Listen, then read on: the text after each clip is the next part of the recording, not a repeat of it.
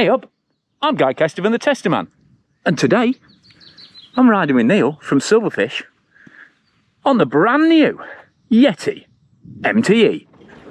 So, MTe is the new lightweight 160, 145mm travel lightweight e-bike from the Colorado icons at Yeti.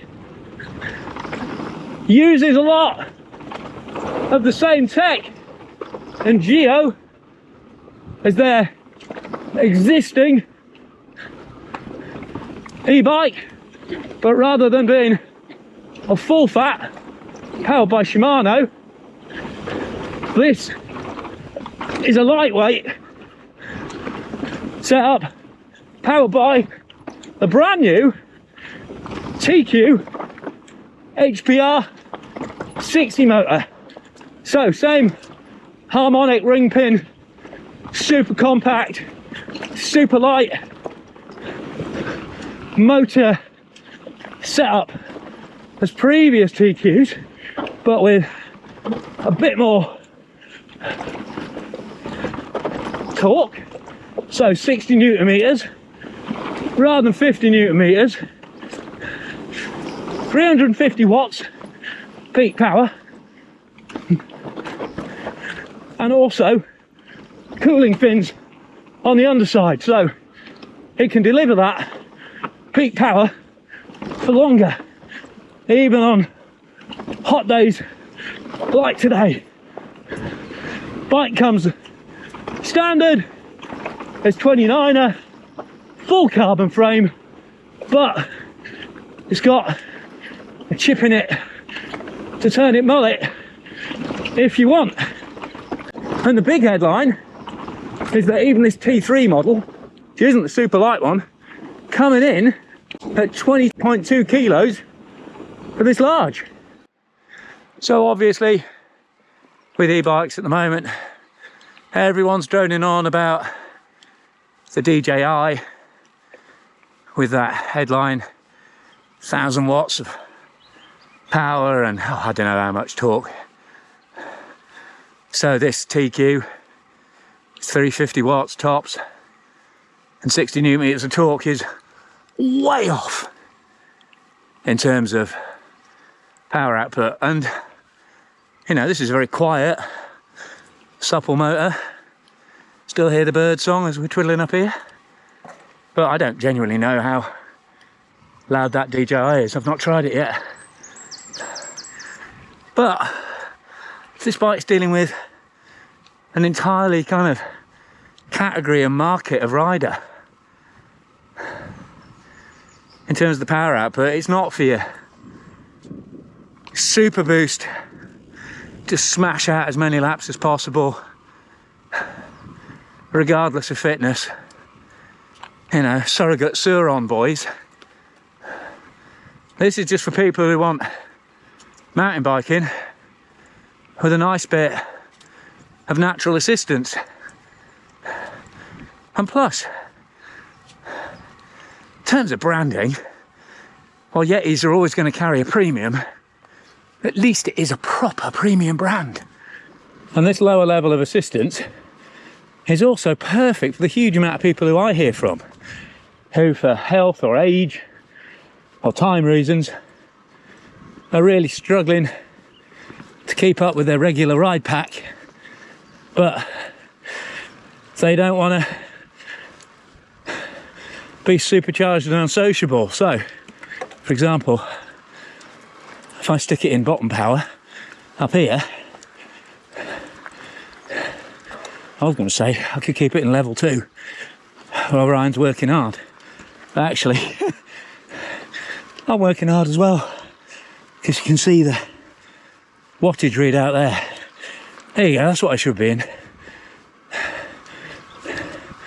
But it just means a more moderate, more natural feeling assist that just works for, well, like old school e-bikes did before everything just got crazy powerful.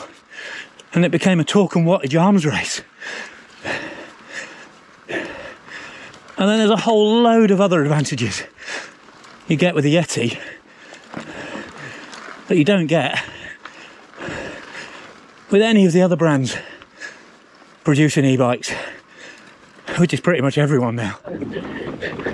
And chief among those is this Sixfinity suspension system. So, with the motor in the belly of the bike, there's no room for the twin shafts of Switch Infinity, which is their exercise bike suspension system. So they've had to think of basically a way of bringing that technology and putting it around the outside of the motor. So it's actually a 6-bar link. Basically 5 bars controlling the motion of the rear wheel. So it's kind of a standard rocker at the top, and then like a lower linkage based setup at the bottom, and they're tied together with the 6-bar in the centre. So just like Switch Infinity, it's got a defined inflection point where what starts off there's a lot of, well, not a massive amount, but healthy anti-squat, 100% for pedaling stiffness and stability. As you get to about 50 mil into this 145 mil of travel, then that bridging link stops the top link and flips it around the other way. So suddenly you're getting a really bottomless, more inline suspension feel rather than it pulling backwards with the chain effect. And I have to say, it's only 145, but already this bike feels far more than that on the trail. I mean, compared to something like that DJI, you're basically buying a Shelby Cobra rather than a Kia, even if that Kia actually has better acceleration and power numbers. You know, there's more to life about biking than just the top trumps torque, surely. I mean, just look at it with that classic Yeti Chrysler turquoise colouring on there, on this T3 Turk version, which is the lightest frame with the kind of Daily Driver Exo spec. And then there's a C model as well, the slightly heavier, more basic carbon layup, and then a T4 full bling, super light. But don't know why I'm filming the bike twice. Don't know why I'm holding it in my hand, to be honest. Hang on a minute. There we go. C-Series is the same frame. Oh, C-Series the same frame? Yeah. Sorry, that's what's good about riding with Neil. He can correct me as I'm going along. So Series is just a spec thing. Yeah, it's not a carbon thing anymore. Yeah, alloy wheels and mechanical. Yeah. Alloy wheels and an as yet announced super secret transmission powered by metal string, not batteries. And to be honest, in the same way, oh, it does that nicely. I've had some mares over that recently, but handled that really sweetly. So I was going to say, it's not really worth talking about Geo these days, everything's the same. But it is worth saying that the Geo on this is absolutely spot on. So you've got 64-degree head angle, standard, and you've got 77-degree seat angle, so you can make use of that really efficient effective pedaling system. I don't actually know where I'm going down here. Whoa, hang on. I do know I should have stiffened that brake clamp up. Rolled around on me. Whoa. So those Mavens certainly aren't short on power, but they make perfect sense for a bike like this. And you've also got relatively long rear end, giving you plenty of stability too. Oh, look, while I'm reeling them all off, reaches 480 on this large. But to be honest, I've been trying to I was going to make a conscious effort to kind of stay away from just quoting numbers, you know, because it tells you I've done my homework, but what really matters is articulating how this bike feels. So let's get onto the next run. We'll start talking about how the MTe has talked about the E motion of the MTe. And while it feels amazing on descents, where this Sixfinity really shines compared to most suspension systems, is just how it balances that smoothness for traction and that real stable support for pedaling. I mean, this Fox Shock has got a firm lever on, but I just can't see whenever you need it, because in the same way as Switch Infinity, just seems to automatically know how you want the suspension to feel, depending on whether you're hammering up, clawing for traction, or pounding on the pedals. And then when it's smooth and open for descents, the Sixfinity does exactly the same, but it's doing it mechanically rather than any electric AI. Although interestingly, one of the updates coming with this new suite of TQ improvements is the ability to actually sync the system with RockShox's flight attendant. So obviously takes the power meter readings from the motor and feeds that in just the same as it would a standard power crank. Plus it's ANT Plus, so it'll dump all your ride data into your Garmin or your Coros that I'm using and give you a full ride file that way as well. And to be honest, my biggest takeaway from this is, yeah, there's a little bit of a hum, and obviously I'm going faster than I would for a given effort, but I'm putting in exactly the same effort as I normally would. I don't know if that's just a damning indictment to me, or just the fact it feels very natural. But I'll always ride as hard as I can, give or take a bit of pacing depending on how long I know I'm going to be out there. And I'm not really interested in just having a motor haul me up every hill. And this TQ and Yeti have tuned this motor to that effect. So you've got the switch there, and in the lower two modes you've got a fair amount of assistance.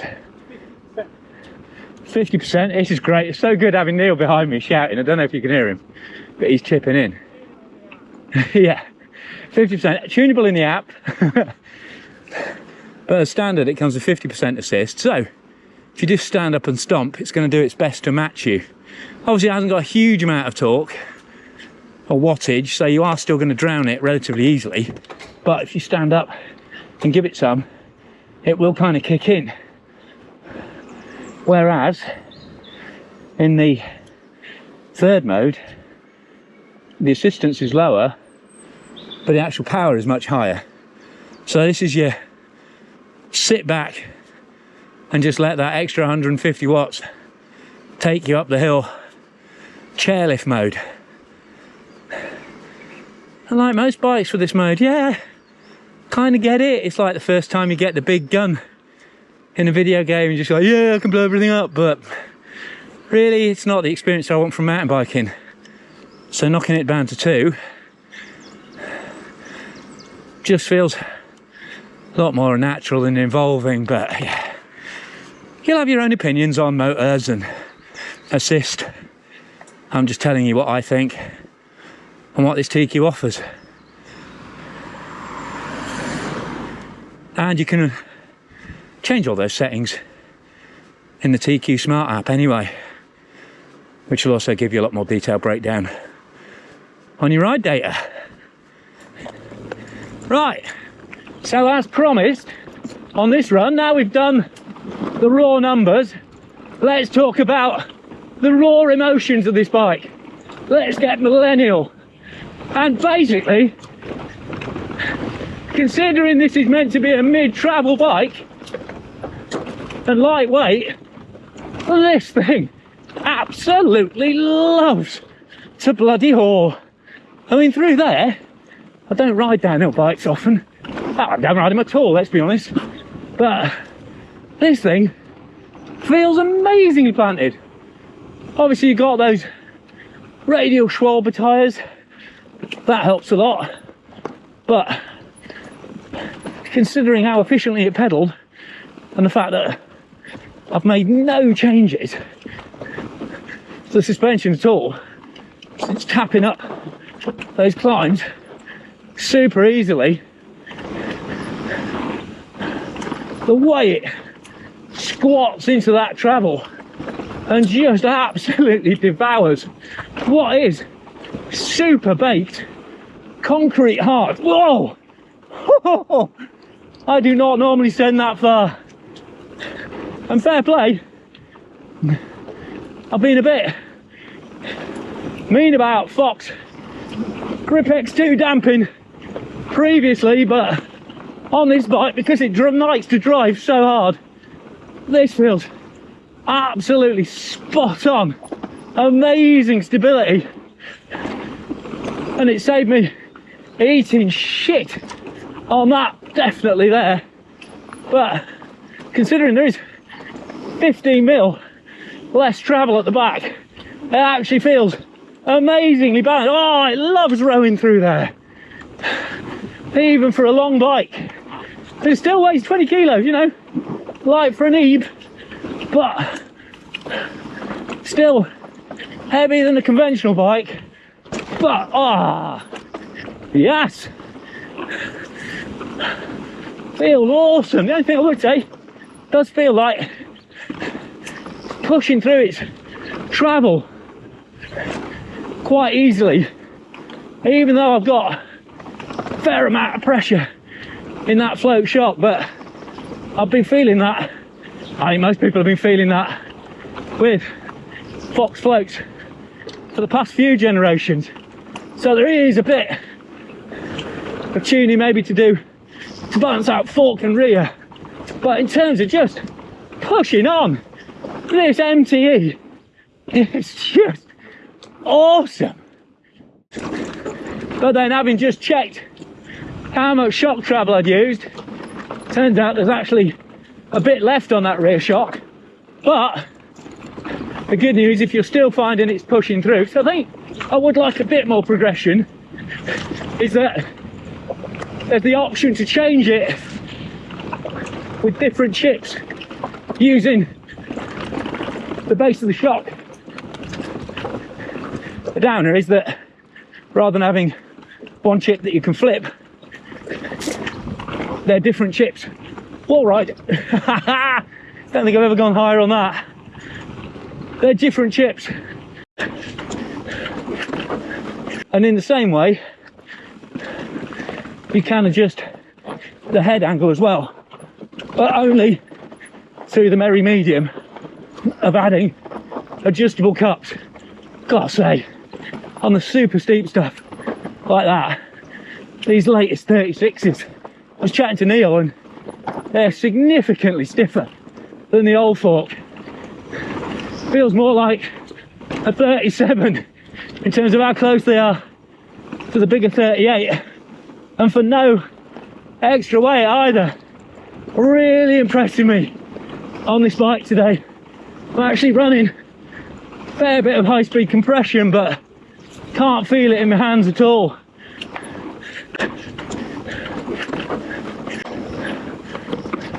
Really good. Super aggressive fork now. But still light enough to make the most of a lightweight build like this, and having those DT Swiss carbon wheels is a really nice touch to save some weight while still giving loads of control. You've got Yeti's own carbon bar with a custom rise and wiring ports for the remote control, so that's a nice addition you're not going to get on other bikes. And just little details like there's a hidden port for an air tag in the bike and the auxiliary battery, because you can add 280 watt hours to the standard 560. It's fidlock, so it's nice and secure, plus it's not going to get scratched over time. And the battery cover, the recharge port cover, is really snug, and it flaps the right way, so it's not going to peel off like a transit van filler flap if you leave it open. Just little details, little things that bit of extra money and that bit of extra some thinking from Yeti gets you. And while, you know, it's not impossible to get up super steeps like this, having some TQ power behind me definitely makes it a lot easier. Although, confession time, I stuck it in 3 the first time, completely looped out. Not a proper e-bike, you see. Can't cope with maximum power. Level 2's pretty much bang on for me. And still got 63% battery life left. After what I consider, it's a good innings in terms of trails bagged. But if you keep it in those lower power modes, the way this TQ delivers the power is really natural feeling. So that makes super techie stuff. Whoop. Managed to clean it. Nearly spoke too soon there. But yeah, it's a really rideable bike, and considering it's got quite a long wheelbase, I mean, I'm right on the cusp of medium and large recommended sizing. Whoa. It's not afraid tucking in tight on the slow speed trialsy stuff. And one of the major reasons this MTe nearly binned it again. Got a bit of a thing with that one at the moment. Feels so settled, particularly under braking, is not only does this Sixfinity setup keep its kinematic kind of regardless of what gear you're in, but it's also got super low anti-rise. Oh no, I've got it. Is that right? Oh yes, it is. Sorry. This Sixfinity setup has also got super low. No. You see, this is where e-bikes are brilliant. Because if you're a donkey and you suddenly find yourself going down the uphill rather than the downhill, you can just let the motor and the battery make the apologies and start again without your legs absolutely murdering you for being a muppet. Right, let's try again. And to be honest, this is a great place to start talking about anti-rise, because yes, again, those radial tyres, super cushioned feel definitely helps, but It's one of the few bikes I've ridden with Mavens and 200mm rotors on. I don't feel like I've been totally taken hostage by the anchors. Still tracks and moves over the ground. Oh my Lord, Testament. Seriously, take the Lomi option. So that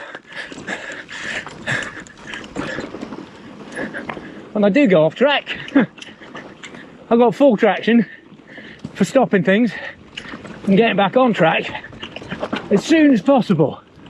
But this bike, as much as it doesn't punish excess braking, really comes alive when you commit those big e-bike bars to the turn, drop your heels into that 145mm travel and let that Sixfinity suspension take you to Sixfinity and beyond. Sorry, so cheesy. I had to do it though. It is interesting, the effect of how they've tuned that motor. So obviously 3 does give you a lot more grunt if you just let it, but if you add power yourself, then because the assistance percentage is lower, it doesn't really back you up.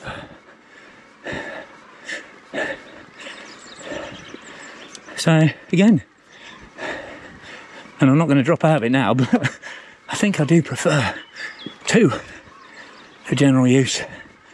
This again says something about the fact that this is a bike that makes maximum use of just being an assisted exercise bike rather than a complete cheat mode chariot.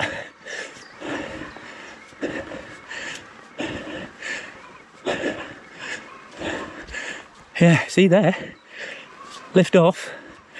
Ah, there's all the power and assistance. It's weird, it actually gets easier the less you pedal. That's what I should have said at the start. That's the actual reality of it.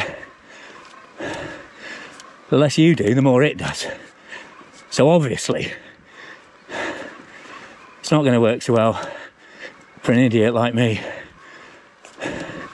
who lives by a work harder rather than smarter mantra. But that rear end, the balance between plush and then that really direct, lots of feedback pedal feel, it's absolutely remarkable. So, and also, because Sixfinity is based around big conventional bearings rather than extra sliding shafts, means it's probably more durable too. Oh no, we're not going to do the top bit. We got a fair way up though. You see, actually feels better for me in 2 again, because it's matching what my legs are doing more. I think I made the point now, Kez. Probably shut up about that. Blinkety bonky blink. Blinkety bonky blink. And up. And because it flows through so smoothly, once it gets past that inflection point, if you're not pedaling, you barely need to worry. And that's actually, you know, something that works well with the fact that that shock does push through into the mid-stroke pretty easily. Does mean you access that more open phase of the suspension when you need to. So, in summary, Yeti MTe. To state the blindingly obvious, don't buy it because it's the most powerful, with the biggest travel, the cheapest, or the lightest. Buy it, firstly, because it's from a brand with more heritage and more iconic clout than probably anyone else in mountain biking. And I think this is really important, they've deliberately kept themselves distinctly different. Seen other brands which you could argue are almost as storied, basically abandoning their suspension theory just to get a motor in there.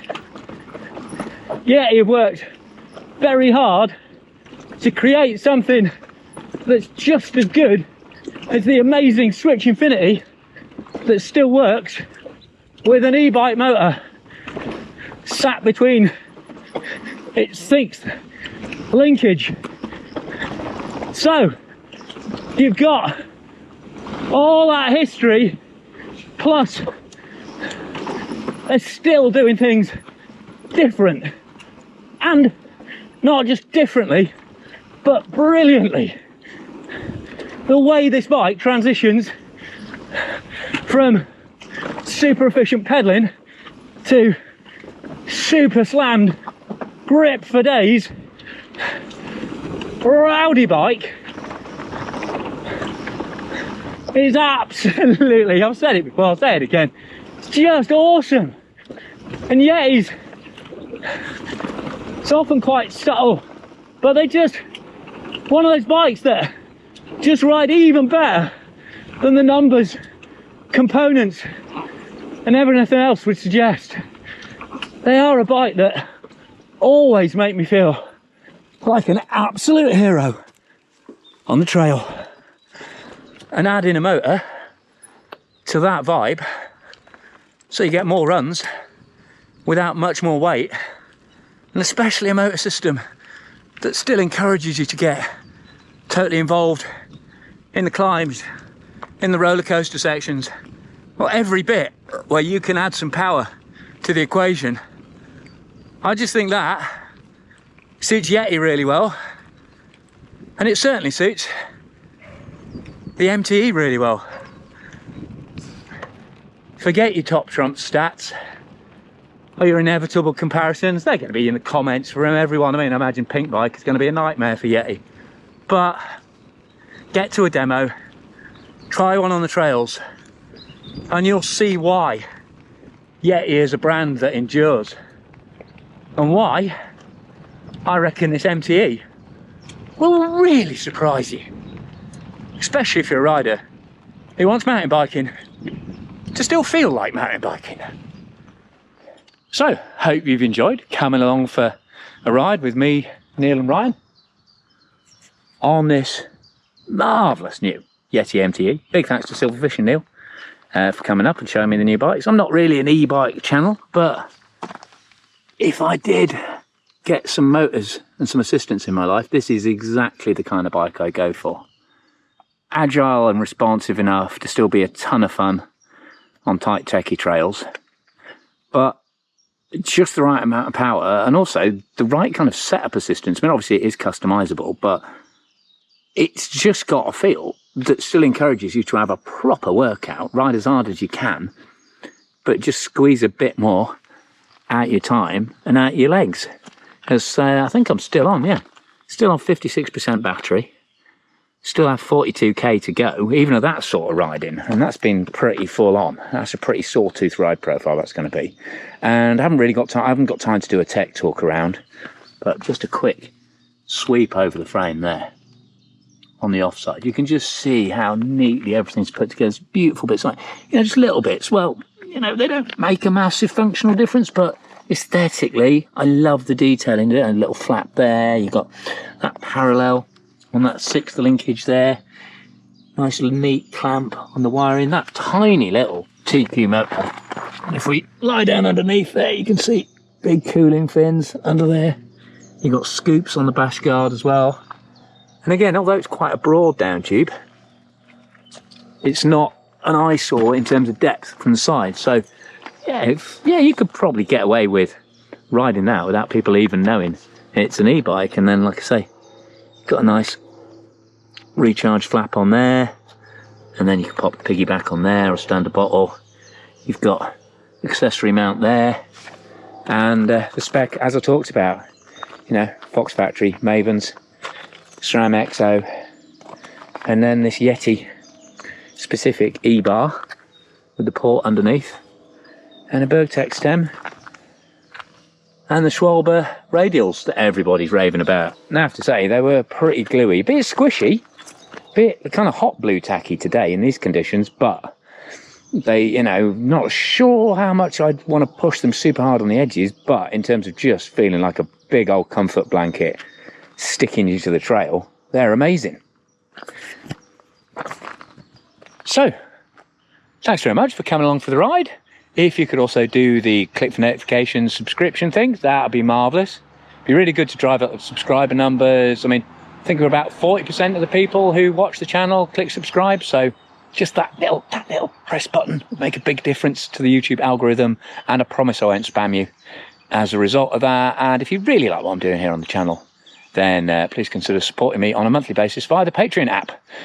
But for now, I've been Guy Kesterman on Guy Kes TV, being very lucky enough to ride the latest chapter in one of the most distinguished, distinctly different brand histories in mountain biking. Yeti's new MTe. A bike that still manages to stand out aesthetically, technologically, and above all, dynamically, in a world of motorised mountain biking that's getting increasingly samey and frankly a bit dull. And that's something that no one could say about this MTe.